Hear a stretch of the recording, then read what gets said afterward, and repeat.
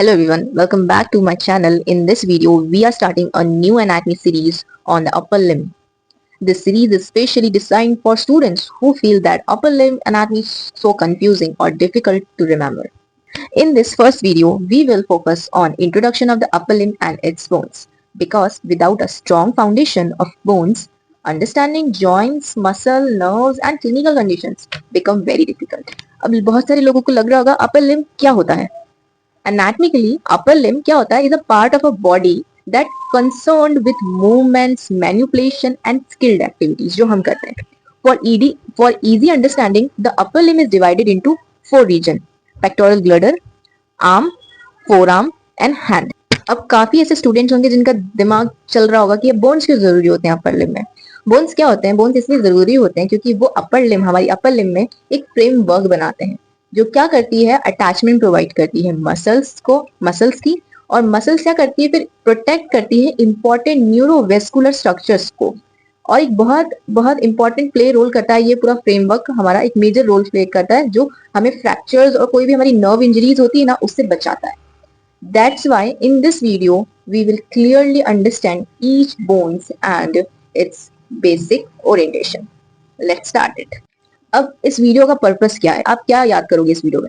So by the end of this video you should be able to identify the region of the upper limb. 4 region बताए थे मैंने. And second, name all the bones of the upper limb. क्या क्या हो सकते हैं? सबसे पहले स्कैपुला होता है, क्लेविकल होता है, ह्यूमरस होता है, और हमारा रेडियस अल्ना होता है, कार्पल्स, मेटाकार्पल्स, फेलेंजेस होते हैं, ये सारे. Third, understand why these bones are actually important. वो फ्रेमवर्क बताया था ना मैंने अभी रिसेंटली, वो उसकी क्यों, क्योंकि हमारे जो फ्रैक्चर्स होने वाले होते हैं उनसे प्रोटेक्ट करता है. हमारे न्यूरोवेस्कुलर जो सेंसिटिव टिश्यूज होते हैं हमें उनको प्रोटेक्ट करता है. ये हमारे बॉडीज के अंदर हमारे ऑर्गन्स को भी प्रोटेक्ट करता है. That's the importance of this video. And in this upcoming video series, we will cover upper limb joints, muscles, nerve supply, blood supply and important clinical corrections. Whoa, मजा आ जाएगा. So let's begin with the basic introduction and bones of the upper limb. We understood the region, 4 regions होते हैं, ठीक है, of the upper limb. Let us start with the bones of the upper limb one by one. ठीक है, सबसे पहले आते हैं हम कौन से रीजन पे? First, pectoral girdle bones. अब पेक्टोरल गर्डल के अंदर भी बोन्स होती हैं, 2 होती हैं बोन्स. सबसे पहले क्या? Scapula and clavicle. क्लेविकल क्या होती है? हमारे बोन, जैसे जर्नल एनाटॉमी में हमने पढ़ा होगा, क्लेविकल एक लॉन्ग बोन होती है जो कैसे प्लेस रखी जाती है बॉडी के अंदर? Horizontally at the root of the neck. It acts as a shunt between of the upper limb and the trunk and keeps the limb away from the body. अगर क्लेविकल नहीं होगी ना तो हमारी बॉडी ऐसी हो जाएगी, लिटरली हमारी बॉडी ऐसे हो जाएगी. अगर क्लेविकल है इसलिए हमारी बॉडी इस तरह से है, अच्छे अलाइन है, ठीक है. इसलिए क्लेविकल बहुत काम आती है हमारे पोस्चर, हमारे जो अपीयरेंस को निखार. अब इसके की पॉइंट्स क्या हैं क्लेविकल के? हम कुछ बेसिक चीजें जान लेते हैं, हम डिटेल में नहीं जाएंगे क्लेविकल का, ठीक है. सबसे बेसिक है, इसका जो मिडल पार्ट होता है वो आर्टिकुलेट करता है स्टर्नम से, और लेटरल पार्ट आर्टिकुलेट करता है एक्रोमियम और स्कैपुला. इसके 2 जॉइंट्स बनते हैं, ठीक है. थर्ड हमारा, it is the only bony connection between upper limb and the axial skeleton. अब इसका क्लिनिकल इंपॉर्टेंस क्या है? The clavicle is the most commonly fractured bone, especially in fall on outstretched hand. अब आउटस्ट्रेच हैंड क्या होता है? Outstretch मतलब हाथ पूरा ऐसे है, लाइक जो हाथ है ना ये पूरा ऐसे है और अपन आगे फॉरवर्ड की तरफ गिरे हैं, तो जो क्लेविकल होता है ना वो जाता है, उसका फ्रैक्चर होता है, ठीक है. तो ये क्लिनिकल इंपॉर्टेंस है इसका. ना second bone is scapula. Scapula क्या है? Is a flat triangular bone located on posterior chest wall. Posterior chest wall का मतलब है हमारे बैक पे रहती है. चेस्ट वॉल मतलब चेस्ट वॉल के पोस्टीरियर, चेस्ट वॉल है, चेस्ट वॉल के पोस्टीरियर मतलब बैक पे हमारे स्कैपुला प्रेजेंट होती है. इसका इंपॉर्टेंट फीचर क्या है? First, spine of scapula, एक्रोमियम, coracoid process, glenoid cavity. Glenoid cavity जो शोल्डर जॉइंट बनाता है, ठीक है. ग्लिनोइड कैविटी, प्लस जो हेड ऑफ ह्यूमरस है, दोनों आर्टिकुलेट करके शोल्डर जॉइंट फॉर्म करते हैं। तो ये इंपॉर्टेंट फीचर है, इस पे क्वेश्चंस पूछे जाते हैं। ये जॉइंट्स भी हैं, एक्रोमियम जॉइंट, कोरिकॉइड प्रोसेस के ऊपर भी हमें क्वेश्चंस पूछे जाते हैं। अब क्लिनिकल नोट क्या रहेगा स्कैपुला का? Fracture of scapula are rare due to strong muscular protection, क्योंकि स्कैपुला मसल से घिरा हुआ होता है और मसल प्रोटेक्ट करती है स्कैपुला को। ठीक है, तो फ्रैक्चर स्कैपुला का इतना ज्यादा होता नहीं है, रेयर केस के अंदर होता है। ठीक है, अब हम आते हैं आर्म बोन पे। आर्म, ARM, आर्म, ये हमारी आर्म बोन है। ठीक है ना, ये बस इतनी। और ये इसके अंदर कौन सी बोन है हमारी? ह्यूमरस, सिर्फ एक ही बोन है। ठीक है, अब ह्यूमरस क्या है? It is the long bone of the arm extending from shoulder to elbow. Proximal, जो प्रॉक्सिमल और डिस्टल पता है? प्रॉक्सिमल मतलब ऊपर और डिस्टल मतलब नीचे। ठीक है, तो जो प्रॉक्सिमल एंड है वहां पर क्या क्या प्रेजेंट है? हेड ऑफ ह्यूमरस है, ग्रेटर एंड लेसर ट्यूबरकल है, and anatomical neck and surgical neck present होता है। ठीक है, और जो डिस्टल एंड है उसपे क्या होता है? Capitulum, trochlea, medial and lateral epicondyles. अब this is the best important. Epicondyles और कॉन्डाइल्स हम सुनते हैं, कॉन्डाइल्स हम लोअर लिम्ब में सुनते हैं, एपिकॉन्डाइल्स हम अपर लिम्ब में सुनते हैं। डिफरेंस क्या है? एपी मतलब स्मॉल कॉन्डाइल्स, कॉन्डाइल्स मतलब लार्ज कॉन्डाइल्स।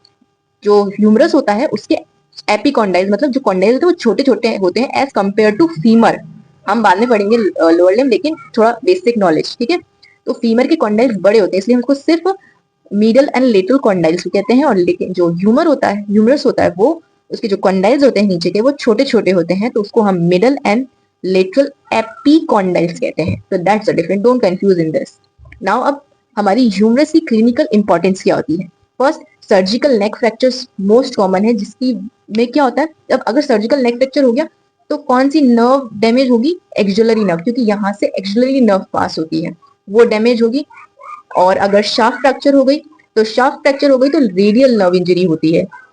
और सुप्राकॉन्डाइलर फ्रैक्चर हो गया, सुप्राकॉन्डाइलर फ्रैक्चर हमेशा चिल्ड्रंस के अंदर ही पाया जाता है, वो अडल्ट्स के अंदर नहीं होगा। ठीक है, और हम इन इंजरीज को, जो नर्व इंजरीज है, हम इनको डिटेल में पढ़ेंगे जब हम ब्रैकियल प्लेक्सिस अच्छे से पढ़ेंगे, डिटेल में, अच्छे आराम से। ठीक है, तो ये सिर्फ एक बेसिक नॉलेज है।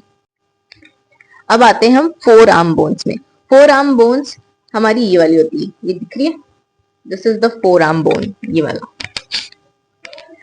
इसके अंदर दो बोन्स कंसिस्ट करती है, first radius, second ulna. Radius क्या होती है? हमारी लेटरल बोन होती है, जहां थंब होता है ना हमारा, वो रेडियस है। तो थंब हमारा लेटरल साइड है, बॉडी से दूर है, तो ये यहाँ रेडियस है। और जो हमारी लिटिल फिंगर होती है ना, लिटिल फिंगर, वहां होती है अल्ना। तो ये हमारी बॉडी के पास है। अगर हम एनाटॉमिकल पोजीशन में देखेंगे तो अल्ना हमारी बॉडी के पास होगी, लिटिल फिंगर हमारी बॉडी के पास है, तो ये मिडिल बोन है। और जो रेडियस है हमारी बॉडी से दूर है, तो ये हमारी लेटरल बोन होगी। तो रेडियस क्या होगी? जो the radius is the lateral bone of the forearm and lies on the thumb side, जो मैंने आपको बताया। अब रेडियस के इंपॉर्टेंट फीचर्स देखते हैं। सबसे जिस इंपॉर्टेंट फीचर्स माने कि इस पे क्वेश्चंस आते हैं, ये इंपॉर्टेंट है, ये वाइवा में इंपॉर्टेंट है, ये थ्योरी में इंपॉर्टेंट है, तो इसको याद रखना इज मस्ट। ठीक है, important feature first, head of radius, neck of radius, radial tuberosity, styloid process. अब फंक्शन क्या है इसका, रेडियस का? It mainly take part in pronation, it mainly take part in pronation and supination of forearm. क्या होता है pronation supination? That is pronation and supination, हाथ को प्रोनेशन एंड सुपिनेशन करना। अब इसका क्लिनिकल नोट क्या है? क्यों? अब क्लिनिकल नोट क्या है? फ्रैक्चर हो सकता है इसमें, distal radius is very common. Distal radius जो फ्रैक्चर के हेड के नीचे होता है ना, डिस्टल रेडियस, डिस्टल रेडियस पे फ्रैक्चर होता है और डिनर फॉक डिफॉर्मिटी हो जाती है, ऐसा हो जाता है हैंड, ऐसा ऐसा। ठीक है ना, ऐसा हैंड हो जाता है, तो इसको हम डिनर फॉक डिफॉर्मिटी भी कहते हैं। और इस डिफॉर्मिटी का नाम है, मेडिकल नाम है कोल्स फ्रैक्चर, कोल्स फ्रैक्चर नाम है। ठीक है, अब आते हैं हम नेक्स्ट अल्ना के ऊपर।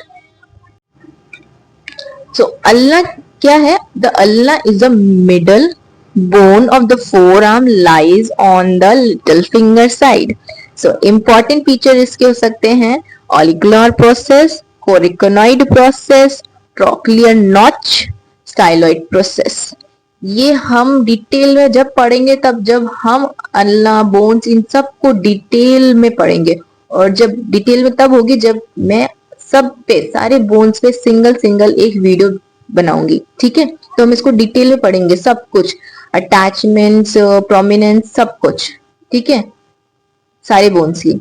तो अब अल्ना का फंक्शन क्या होता है? The ulna forms the main stabilizing bone of the elbow joint. Ulna part लेती है एल्बो जॉइंट के अंदर, रेडियस नहीं लेती। तो जो एल्बो जॉइंट बनता है वो अल्ना और ह्यूमरस बोन मिलके बनाते हैं, ठीक है। तो कंफ्यूज ना होइए। तो आते हैं हम, चलिए हम नेक्स्ट पे, ठीक है।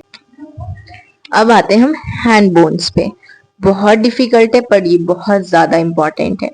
कार्पल्स बोन्स जिसे कहते हैं। हमारे जो हैंड बोन है, कार्पल बोन है, कार्पल्स हमारे 8 होते हैं, 8 कार्पल बोन्स अरेंज इन 2 रोज, 2 तरह के रोज में। सिर्फ पहले proximal row, second distal row.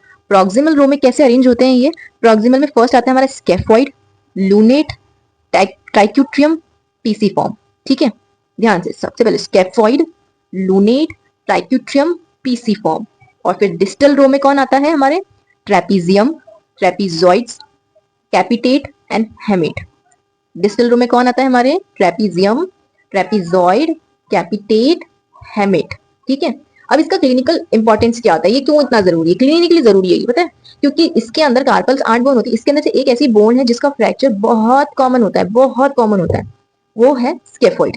Is the most common fractured carpal bone. बहुत कॉमनली इसका फ्रैक्चर हो जाता है, जब हम आउटस्ट्रेच हैंड पे ऐसे गिरते हैं ना, तो हमारा स्केफोइड का फ्रैक्चर हो सकता है, ठीक है।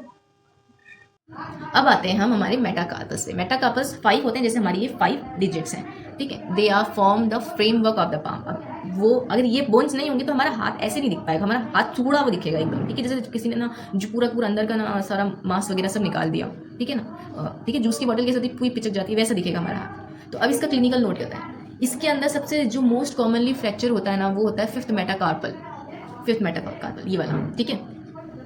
इसको हम बॉक्सेस फ्रैक्चर्स भी कहते हैं। मोस्टली बॉक्सिंग में होता है, क्योंकि देखिए ये जो आगे की जो ये है ना, ये पूरी की पूरी अलाइन है, ये तीनों की तीनों अलाइन है, लेकिन ये जो है ना, ये थोड़ी सी नीचे की ना पीछे की तरफ है, अगर उसको ध्यान से देखेंगे तो। और जब अगर हम पंच मारते हैं और गलत तरीके से पंच मारा तो ये फ्रैक्चर हो जाता है। तो ये 5th मेटाकार्पल है, इसको हम बॉक्सेस फ्रैक्चर्स भी कहते हैं। अब नेक्स्ट आते हैं हम हमारे फेलेंजेस पे, last. There are 14 phalanges in hands. 3 तो सब में है, बाकी 2 थंब के अंदर होते हैं। 3 phalanges in each finger, 2 phalanges in thumb. They allow fine movements and precision grip. Precision मतलब ग्रिप करना, पकड़ना, होल्ड करना, कुछ पिक करना, दिस इज द प्रिसिएशन ग्रिप। और फाइन मूवमेंट्स मतलब जैसे मैं आपको मूवमेंट्स करके बता रही हूँ, that is the fine movements, ठीक है। सो ये था हमारे बोन्स ऑफ अपर लिम्ब। आशा करती हूँ कि समझ में आया होगा जितना मैंने समझाया। जो हमारे फाउंडेशन बनाते हैं हमारे joints, muscle, nerves and blood supply के लिए। और बहुत सारी चीज़ें हैं, अभी मैंने थोड़ा बेसिकली बताया है सारे जॉइंट्स के बारे में, सारे जो बोन्स के बारे में थोड़ा बताया, लेकिन हम सबको डिटेल में पढ़ेंगे जब, और डिटेल में ऐसा पढ़ेंगे कि सबकी एक सिंगल वीडियो बनेगी, ठीक है। तब आपको और अच्छे से समझ आएगा। But it is a intro, तो थोड़ा सा लाइट स्टार्ट अच्छा होता है, ठीक है। In the next part, we will discuss joints of the upper limb, which will make movements and clinical concepts clear. फिर समझ में आएगा कि कौन सा joint, कौन सी bone important क्यों है, और अच्छे से समझ में आएगा, ठीक है। So आज के लिए thank you and hope you all understand and enjoy the video. So like करें, शेयर करें, कमेंट करें और बताइए कि आपको ये वीडियो कैसा लगा। Thank you so much.